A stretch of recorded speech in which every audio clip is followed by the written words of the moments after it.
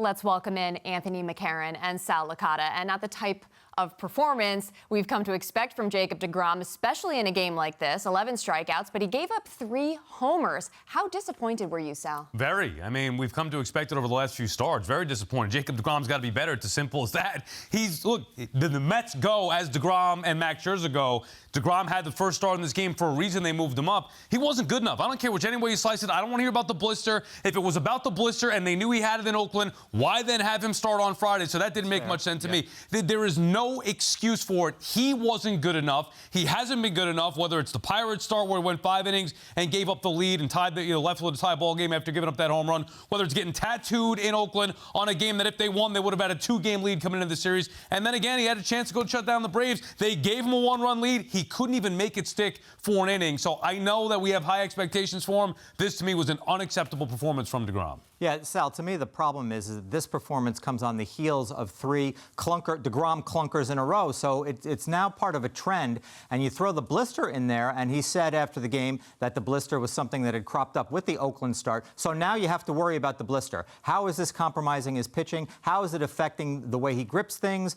his comfort level when he's going through his motion, all that sort of stuff. His mechanics are they're sublime, totally repeatable all the time. But is this somehow working in there? Look, you make mistakes like he did in the middle of the plate against a slugging team like the Braves, the ball disappears over the fence like that. I thought the Dansby Swanson pitch was a really good pitch. But the other stuff, it can't be done against the Braves, against teams like that, the type of teams you're going to face in the playoffs that hit a lot of home runs. They're going to take him out of the yard, and the 11 strikeouts, they look great on the stat sheet, and they exhibit. Enough about the strikeouts. Right, but they show some bit of dominance. But when you couple it with mistakes like that, then you look at a bad loss. And this is mostly on. I mean, the offense was terrible too, but this is mostly on deGrom in my mind. Yeah, so how surprised were you the fact that not only did deGrom, he didn't seize the moment, but the offense didn't as well. They left 6 men on base, I believe. Francisco Alvarez gets called up to provide a spark. He can't come through in the moment. So how surprised were you that the bats just really fell flat for the entire game? Well, look, Max Fried is really good, and that's a problem, and look, this is the kind of pitching they're going to face, again, in the postseason. So there are issues there. We have sort of been wringing our hands about the Met offense all season long because they have these lulls where they disappear. They really miss Starling Marte very, very badly. And look, as far as Alvarez goes, I mean, look, I don't have a problem with him hitting in that situation because if he's going to be here, he's got to play.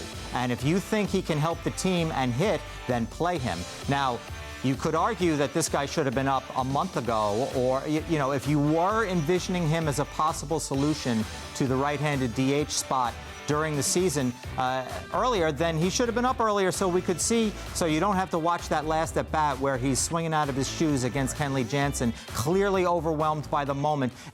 Meanwhile, I saw him, he crushed a ball in the first inning, but right to Austin Riley. So he's got it. I mean, he can hit. But look, the last at-bat was a little bit much, and, that's why you get him comfortable a month earlier. But they shouldn't be relying on a rookie to come up and be the difference maker. Right, and it's not his fault. Yeah, and they do miss Starling Marte clearly, but the other guys in the lineup got to get it done. And I'll tell you this, they got the 1-run lead. If the Mets, and I know it's 1 run, I don't care. I don't want to hear about it. They gave what many people say the best team, the best pitcher in baseball, a 1-run lead. He couldn't make it stick for an inning. Right. That's a problem. Now, the offense overall, but we know that the Mets can't match the Braves. They don't have that power. They are built to go out there and shut down the opponent. And look, I'm not surprised that the Mets didn't get any hits against Max Fried. The problem is when he leaves the game. Exactly. But their bullpen is really good. But the Mets get the break of all time, and they can't do anything against Colin McHugh or any of the others. And Kenley Jansen stinks. The Braves will not win the World Series because Jansen stinks, and I don't understand why the Mets can't get to him. Lindor helped him, too, on that. So talk about the moment. I mean, he got a little over-anxious in a big moment there. They get him on the ropes, and they can't knock him out. They should get to it. And I know it's unfortunate